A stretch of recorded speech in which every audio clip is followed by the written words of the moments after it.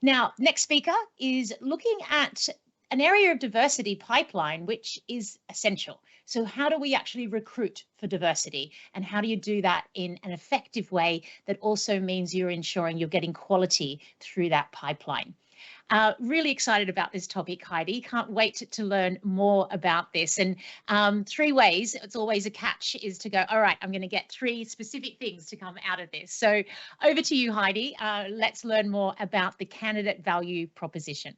Hopefully you will feel like you get the 3 ways when you go back, and it's something concretely that you can actually take with you. Let's see. First, just a little bit about me and Vivino. I come from a background where I actually talk about having 3 different roads into what I do today. I was originally an English Spanish translator. I worked with communication. Then I moved into the telco where I was a product manager, worked with business and strategy. And then I actually went into HR for about 15 years ago and quickly caught on to talent acquisition recruitment as being the core source or the core interest of mine. I consider myself to be a little bit of a TA, talent acquisition and employer branding evangelist. And the reason why I use the word in evangelist is because I really try to stay ahead of things and explore and try something new and fail at that as well. Um, on the more personal side, I'm married. I have twin boys that are about 4 years old, which has definitely also been a learning journey. I started in Vivino about a year and a half ago. And Vivino is actually a Danish startup. It's used to be a wine scanning app where you could scan your wines and then get some information about it so you would know which wine to choose. But now we have moved a little bit further and consider ourselves the world's one-stop for wine. And our mission is to open up the world of wine to everyone, which basically means that we want to help people drink the right wine every time. And we are about 300 people in 17 entities. We grew about a little more than 100, 120 people last year, and we are steadily growing this year as well. Before I dive into diversity and inclusion and how we work with it or what we try to do in Vivino, I just want to zoom in a little bit about the talent market that we have right now. So if we look at the unemployment rate, it's in the US, the UK, Denmark, it's about 2.4 to 4.6 unemployment rate, which is among the lowest it's ever been. We have the highest number of vacancies in the decade across all these countries and many more. And I actually want to say that the war for talent is lost because candidates won.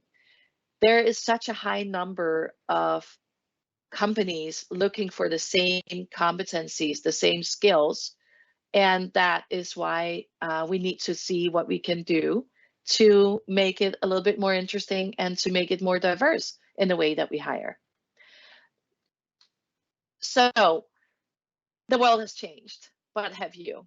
Because the way that we recruit today, or the majority of us recruit today, is basically the way that we have done it for the past, in all the years I've been in talent acquisition.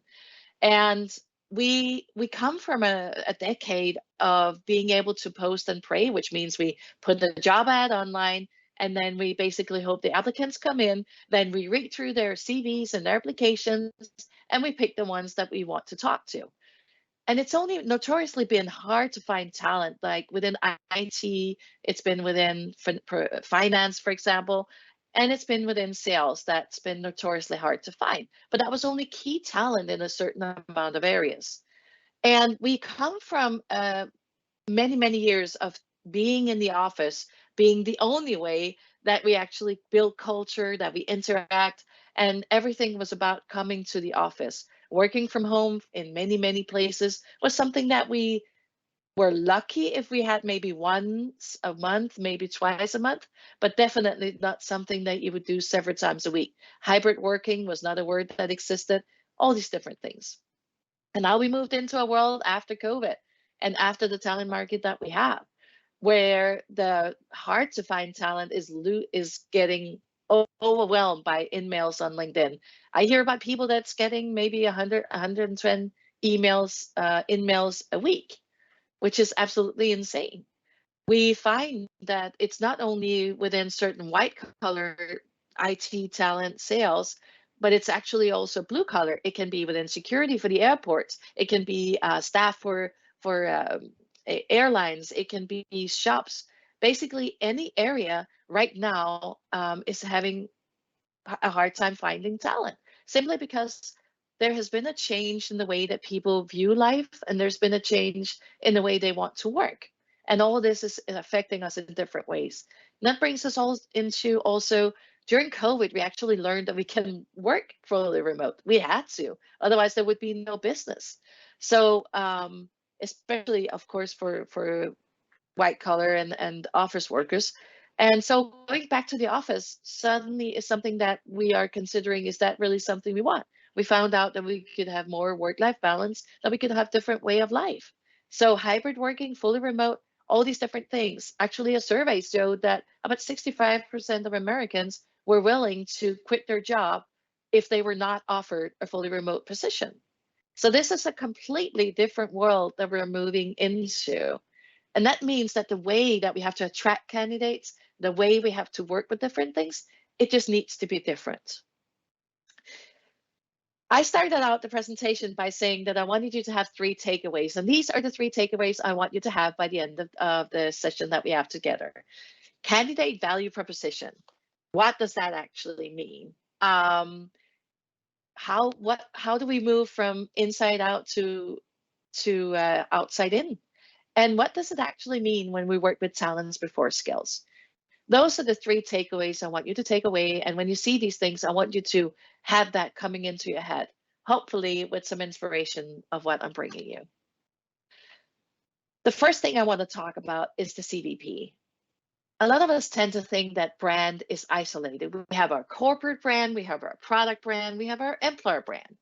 And those 3 things are actually separate. But no, they're not. Right now, the brand perception is everything. And this has got to do with how you view your product, the corporate, and the employer brand. If we look at a product, for example, if you have a bad experience with a product, you're less likely to actually want to work there. If you have a bad experience in the recruitment process, you have a less likelihood of wanting to buy the product. And if the corporation has a bad brand of not thinking about the environment, right now, even some political areas are tuning into which companies we actually want to work with or buy groceries from, etc. That has an effect. So the whole brand perception has an effect. And we used to talk about EVP, but I think that's actually a little bit outdated now, because EVP is all about employer value proposition. This is who we are. This is why you should work for us. This is all the cool things that we can tell you about us. But I think we should turn it the other way around. I think we should talk about the candidate value proposition. And the candidate value proposition is when we actually talk about what do you, dear candidate, want? How can we accommodate to that? If we can accommodate to it, then how do we do it? So it's all about thinking about the candidate first.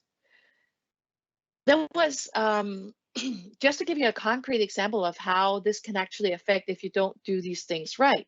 There was a case with Virgin Media, which is many of you may have heard of, but Virgin Media did a survey or an investigation where they wanted to look into, if we create a bad candidate experience, then what is the effect on our business?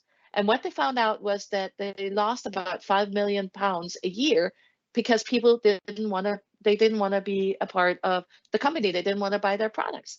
So this is something that has a real business impact if we're not careful about how we treat people. And one of the subjects, one of the areas, both in terms of attraction, but also in terms of getting people through the funnel, is diversity.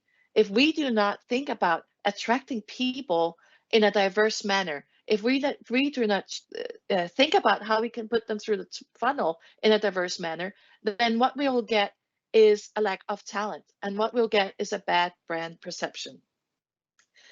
Another example is also the way the companies promote DEI. A lot of the time it's just words. And if you want to work with this authentically, you really have to do something where what you say you do is also projected. For example, there are plenty of companies out there that talk about DEI, that talk about LB, LGBTQ plus. I'm sorry, it's the letters. I need to remember it better. But in the order to actually attract talent, then once you start to work with these different things, you talk about DEI, you talk about these are the things that we do to attract different talent. But then you go in and apply, and you have to, first of all, you have to tell what gender you are. And the only two genders that you can choose from are male and female. That actually implicitly starts a thought about, this is not a DEI focused company. This is not where I feel included. So it's really about staying authentic, even on the hard stuff. You need to be real, even if you are not quite there. And I think everybody is still working on it. And Vivino was still working on it. We're not perfect, but we are trying to do different things. The next thing is, once we have actually attracted the candidates into the funnel, then it's all about us, right? Because it's all about what we need to know. We have set up these interviews. We have actually set up the way that we interview to get as much information out of the candidate as possible. But we actually forget that this is about the candidate too. A lot of the times there's not time set out for the candidate. There's not time for them to talk about anything, ask questions. And we need to think about, when we create a diverse, inclusive manner, we have to think about every single step of that interviewing process, of that recruitment process. So what we're doing in Vivino, for example, is that we're looking at the entire recruitment process, and then we're thinking, if this is not benefiting the candidate, how can we change it? Because if it's all about us, then it's less about you. And if we want to include and make people a diverse talent as part of it, we have to make it about them as well. Which means that you look at the process that you have right now, which is most likely an inside out process. It's about us, what we need from you. Turn it around, work with an outside in perspective. What is it that you need, and how can we accommodate to that? And when we also assess during the funnel, this is really also about assessing correctly, because how do you assess with a diverse mindset? So the way that we're doing it right now is that we have the cover letter, we have the resume, and we have personality. So the cover letter will show you us a little bit about your motivation, right? Resume will show you if you have the relevant experience, because that's key. And when we talk about you, when we talk with you, we will use an unstructured interview, which is basically a chat to kind of get that feel for you. There's so many people out there talking about, I don't need assessment test, I don't need anything else. I know exactly what I think about a candidate when they step into the room. The challenge is that when we do that, we have so many unconscious bias, and there's so many things that affect the way that we make decisions. And that affects the way that we screen candidates today is flawed. Because when we look at a cover letter, the only thing we really learn is, can you write a good cover letter? Can you write a good application? But these days, most people can also get other people to write applications, so that doesn't really tell us anything. The resume will tell you, where have you worked? So we all know that if you work at Google and Amazon and all these places, then you're set for life, right? You just need to write ex-Google, ex-Amazon, whatever, then we know exactly how great you are. Maybe that's not always true. And what do we do when we want to recruit for countries we don't know? We don't know every educational institution. We don't know the companies they come from. And then, of course, personality. So what I want to do is turn this around a little bit, because what we have found, what research shows, is that what we call the G factor, what is actually about the cognitive ability, your ability to learn and then apply this learning in a new setting, that has got a huge factor on whether or not you'll perform in a job. The S factor is skills, and I talk about skills being what you have learned in the school, what you learn on the job, so experience, education, all these different things. And what research shows is that you have a high G factor the S factor is actually a little bit less important. That's one thing. The other thing is that what we learn today will be basically out of date in 3 to 5 years because the way the world changes. So everything that we know now, we need to learn, relearn, and develop. Otherwise, we will not be at the same level at our job, and we will not evolve in a job. And the way for us to do that is actually using the G factor, the motor, so to speak, that we come in with. But this tells us, can you actually learn new things? It tells us, does you have some kind of experience you can put that hook on? But it doesn't tell us anything about, do you want to? And does it give you energy to work with this? This is about the motivation. And we need to look at different ways of uncovering that motivation and uncovering what makes people excel. And that's really about the way that we assess personality and the way that we assess the human factor in it. Because if you only look at people's resumes as a termination of success, then you will not have a diverse workforce. We need to turn this upside down. And we need to really think about, how do we put the talent before skills? How do we look at what motivates you, what you bring into the company as a person? One of the ways that we have done it in Vivino is we have tried out different things, and we're still learning. I'm still learning what we can actually do to make this better. But one of the things we have actually done is to anonymize the entire thing. So we asked the candidates to do a case, and based on the case, who answered that the best, we asked them to fill in a talent test. A talent test is a strength finder, Gallup strength finder test. Based on who was a better match to what we're looking for as success in the role, who had the biggest motivators, the top talent in what would make a success in the role, I picked out candidates. And that was actually for a position in my own team, so I could play around a little. And when I picked out the candidates, I had not seen a CV. I had not seen a cover letter. I did not know their name, their age, their gender, identity. I did not know anything about them except they had filled in this case and I knew their strengths.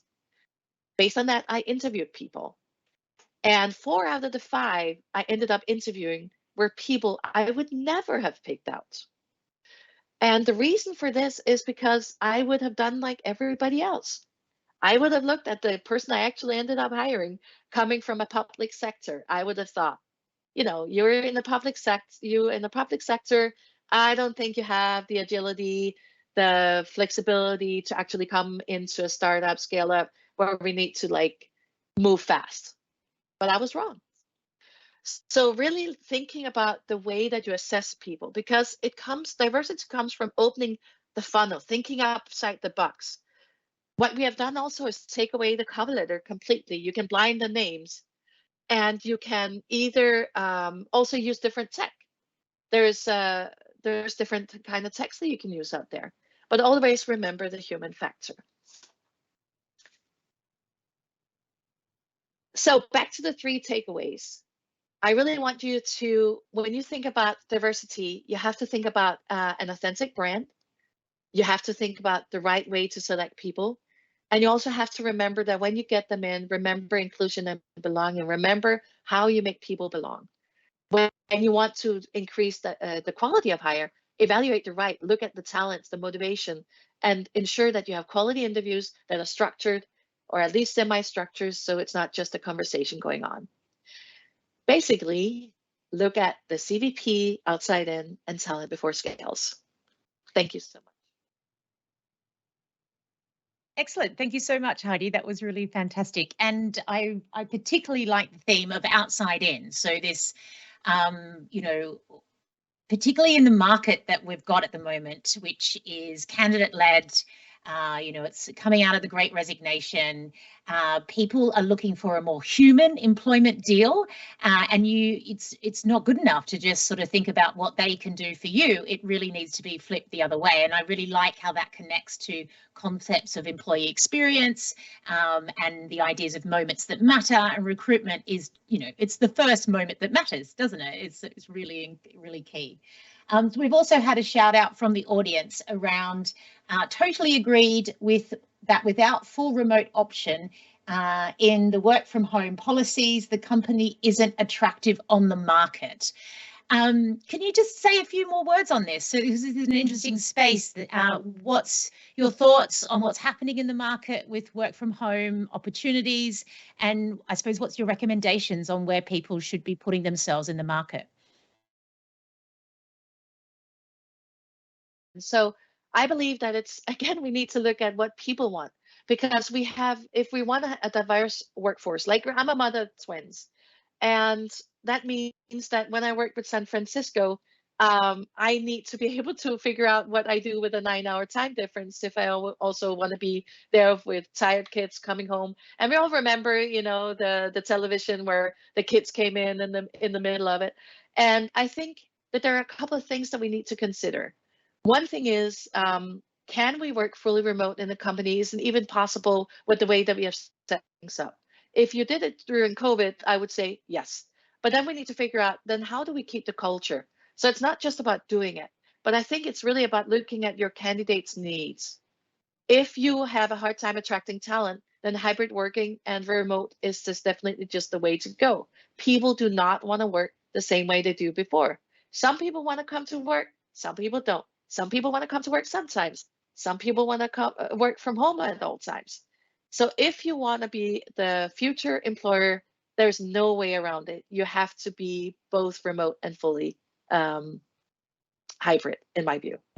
Yeah, and no, that's really, really interesting. And I think we're seeing such a shift, aren't we, in this area, and everyone's still trying to work out exactly what's best for their own organization. But as you say, this is about personalizing the opportunity for people on how they work and how they access either time in the office or time at home. And I would imagine you definitely need balance with that. Was it twins of 4 years old? Yeah. That definitely would keep you busy. Fantastic. So another question, you talked about the candidate value proposition, and I've been looking a lot at this myself around how the need for purpose and this need for workers to feel like they're connecting through to something that's bigger than just their job, connecting through to benefiting society, and of course connecting through to some of the big topics now, such as sustainability in the environment. So can you just tell us a bit more about, you know, what's the secret? Or no, maybe the best thing is, where do people start with building a good CVV or EVP? What would you recommend as a starting point for this area?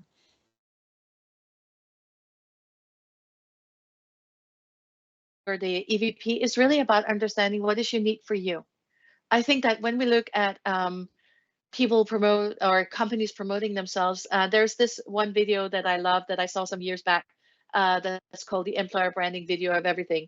And it's basically a video that takes all the way that you brand yourself, and it shows that we're not very unique when we brand. So you have to find to the core of who you really are as a company. And then you take that and you put that into the funnel. So you said about personalization, for example, that's one of the purposes for Vivino. So how do we personalize the experience of all the way from when you hear about us the first time to when you're onboarded into the company? And how do I ensure that that is diverse? If I talk about wanting diverse talent in my team or in the company, then how do I actually live up to that in each step of it? So I think it's about, the first thing is find out what is unique about you. How does that connect to the higher purpose of the company? There's always that red thread you can do. I start with the business strategy, then I look at the people and culture strategy or the HR strategy, and then I look at, okay, so what does that mean in the way that we talk to people, the way we want to attract them, and in the way that we put them through the funnel. Oh, I like that. So, you know, so for example, I was speaking to an organization yesterday, and one of their key purpose now, they're an energy company, and they're looking at how do they go net zero? So how do they build this future of energy? And but what you're saying is to take that, it's not just enough to have that purpose, but then go, all right, for this particular candidate, what does it mean for them? So it might be that they can build great technology that can feed into that purpose, or it might be that they will be able to talk to the customers that want to become net zero. So those kind of things, is that what you mean? it's drilling it Yeah. down and finding that red thread, because every person needs meaning or purpose, or feel like they make a difference. That's the most attractive thing, or that's the most what most people actually want. They want to make a difference. And if you can find a way to speak individually to the candidates to what they want through the process, then I believe that you can attract talent, and diverse talent as well. Yeah, no, I really like that. I really like that. We've had another shout out from someone in the audience, which is we are 100% remote company, and we saw such an increase in our DEI in our pipeline, well-being for our employees, and flexibility in asynchronous work. So I can only agree. So there's definitely a big shout out. And I think this is quite interesting, isn't it? If we link back to the topic that we're focusing on at the moment, which is diversity, equity, and inclusion. While we do need to definitely challenge around what could happen in the future with working in a more hybrid way, to start with, it's really opened up the possibility of more diversity, because it means there's just more opportunity for people of different backgrounds, different places to apply, isn't it? Yeah. Yeah, different, definitely, because people can be sitting all over. But then we also need to think about how do we then help them? Because if we want to make it an equitable workplace, it's not about being equal. It's not about giving everybody the same. And I actually did because I do have the twins, which means that at times when I work in the evening, it's not very easy to work here. So what I also did, I spent a couple of nights a week, I actually work in the office and I work late. But that's my flexibility. I can decide when I want to work, and that enables me to actually have that diverse, or to offer diverse talent, because I can offer you what you are looking for in your life, and then we can adapt the work around that. So if you start to think about what can you actually not only how you attract people by talking about it, but how do you show it in the way that you include people in the company and make them feel like they belong as who they are.